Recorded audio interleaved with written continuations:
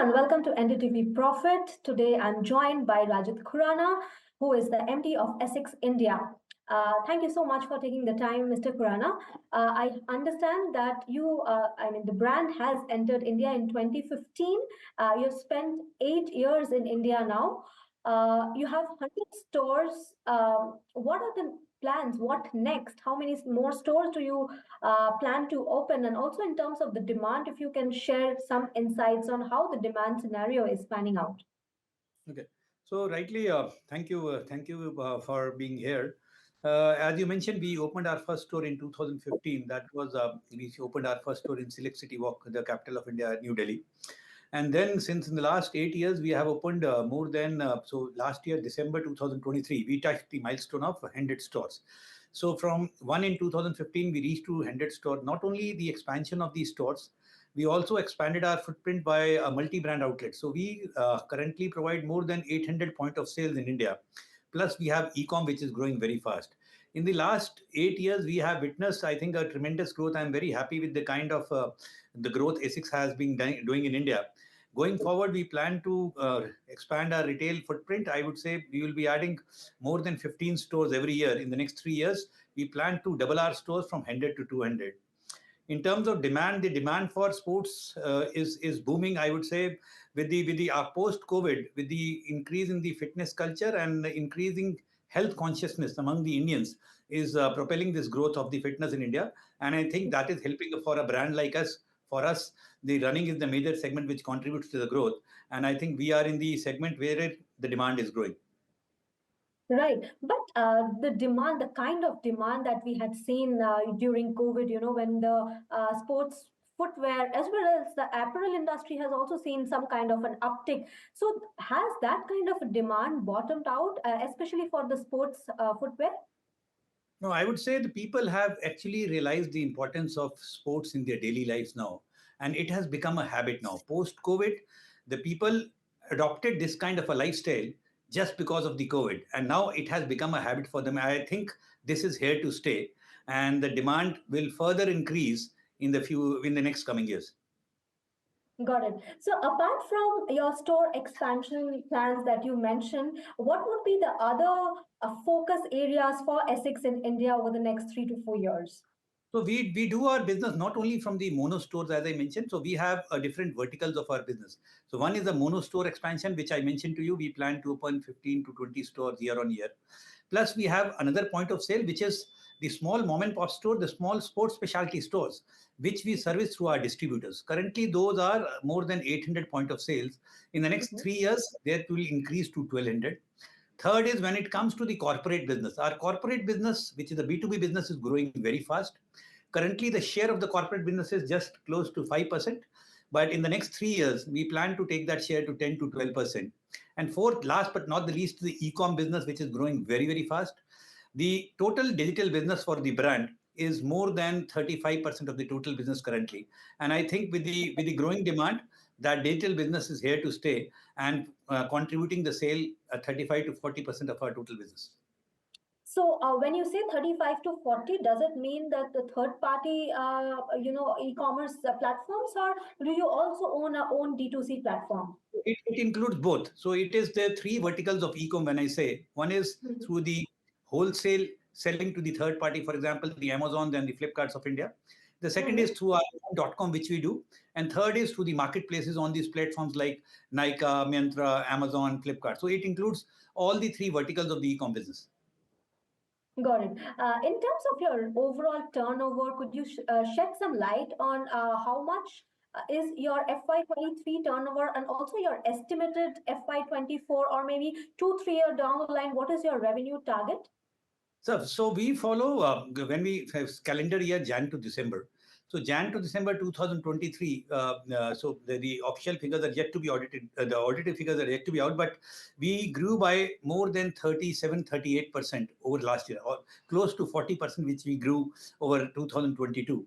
Going further, 2024, we have we forecast a healthy growth of another 25 to 30% in the next years to come. All right. So I assume that the 30%, 37 to 38% is because of a low base. Yeah, it is because of the low base. You are right. One of the reasons, the low base. Okay. And second is also the demand for our products has increased considerably. That was also one of the reasons why growth was around 40% in 2023. Got it. And in terms of your margins, like, you also focus on quality and innovation. How do you balance between that? And in terms of your margins, what are your current margins? And also going forward, what are your expectations in terms of margins? So we are a profitable company, seen. So we are quite a profitable company right from the beginning. We deliver technology products for our customers, and I believe in terms of margin, we work on I would say not a very high margin, but we work on a reasonable margin, so that but we don't compromise on the quality. We provide quality products to our consumers. Right. And in terms of, brand visibility and market presence, I understand that you are the official sports partner for Tata Mumbai Marathon 2024. So that gives you a big platform for brand visibility. Other than that, what are the initiatives that you take in terms of expanding your market presence as well as in terms of the marketing initiatives? Please tell us. So when we entered into India, our brand awareness was almost nil. I would say in the last 8 years, as per the latest research reports which we follow, our brand awareness has increased to 70% now. So India is a large demographic country, come tier one, tier two, tier three, tier four cities. And when we say a brand awareness achievement of 70%, I would say this is quite a good figure which we achieved in the last 8 years. We plan to increase this awareness. How we increase this awareness? Not only the association with the marathon properties like a Mumbai marathon property. We recently signed up with a Apollo Delhi marathon also. Not only the signing up with the marathon properties, opening the retail presence, I would say expanding our retail footprint, tie up with the Bollywood ambassadors. We were associated with Tiger Shroff for 3-4 years, and now we have signed up with Shraddha Kapoor, which is helping us to increase our brand presence. Not only the Bollywood, we also take the help of the sports person from various sports discipline. For example, Mhm. tennis, we have signed up. For cricket, also we have signed up with a couple of players, which helps us to increase our brand visibility and so the awareness. All right. And what would be the total marketing spends as percentage of your overall sales annually? Roughly around 7%. And you wish to maintain the 7% going forward, or would you be investing aggressively towards marketing in the coming days? Since our sales value is being increased, we wish to Okay. maintain it at 7% for the next couple of years. All right. In terms of the industry challenges, I would like to know from you, what are the current challenges faced by the sports, footwear, and apparel industry? You are also in the apparel space. So, what are the few challenges that are faced by the industry, if you can tell me It is all overall? about when we do so we have already started the local production of our footwear articles. I would say we have been doing this for the last 4 seasons now. So when it Okay. comes to the higher price point articles, so when I talk about the price point articles ranging from 3,999 to 6,999, so the ecosystem is there. We get the required components there. But when it comes to a premium products, which is usage of the high technology elements, so that ecosystem is still missing in case of footwear. The infrastructure for footwear is not as strong, which is like for apparels. When it comes to apparel, for example, cotton apparels, India is the second largest producer of cotton after China, I would say. So for apparels, the infrastructure is much better as compared to the prevalent, which is footwear. Even for high-end fabrics, which is a polyester fabric, the infrastructure is there. But in footwear, it is yet to be developed.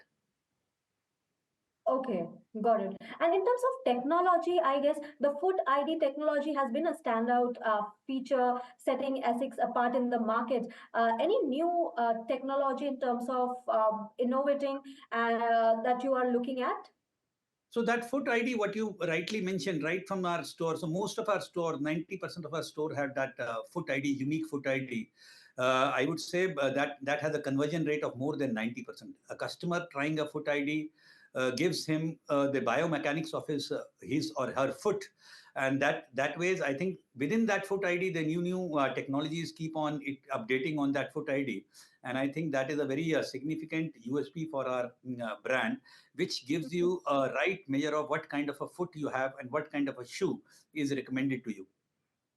Got it. I would also like to know how big is the Indian market in terms of, and how much does it contribute to your overall the global sales? As such, the contribution from India is very little now, as of now, but India remains a very focused market globally because we are present in the globe. So globally, the brand was formed in 1977. India operation we just started, but the last 3-4 years has been very good for India. And the way the India is increasing, I would say within the Asia in terms of growth rate, India is one of the fastest growing market for ASICS globally. Got it. And lastly, with the budget around the corner, I would like to know from you, what are your expectations from the budget this year? I would say some more free trade agreements to be signed by India, which I would say not only for ASICS India but overall footwear industry. Since we have started the local production also, these FTAs would help us to export footwear also from India. That is one of the expectation we have from the budget. Okay, just a follow up. When you talk about local sourcing, how much is your current local sourcing? So both footwear and apparels club together, 30% we have reached. So this year we have reached 29-30%, both in terms Okay. of revenues for both Okay. footwear and apparels club together. And where do you see this heading? Next year, since we have increased our local production now, so next year in the next couple of years, it would be around 35 to 38% of my total business. Got it. All right, Mr. Khurana, thank you so much for your time. It was pleasure talking to you. Same here. Thank you.